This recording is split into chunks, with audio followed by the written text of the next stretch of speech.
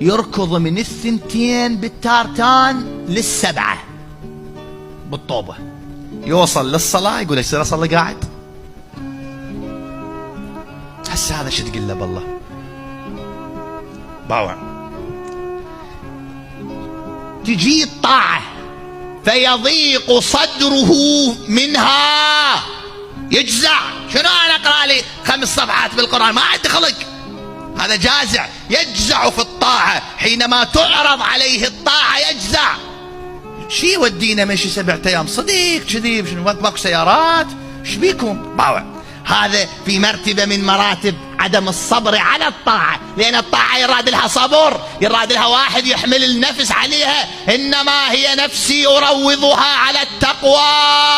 النفس نفس الطفل، شلون واحد يربونه؟ شايف شلون يربون الطفل؟ شايف النفس؟ يعني أنا ما أريد كل شيء سولف صراحة، لأنه مرات واحد من يخلي خلقه يم واحد يربيه على إيده. شايف شلون؟ يريد هاي المرأة زوجة إله،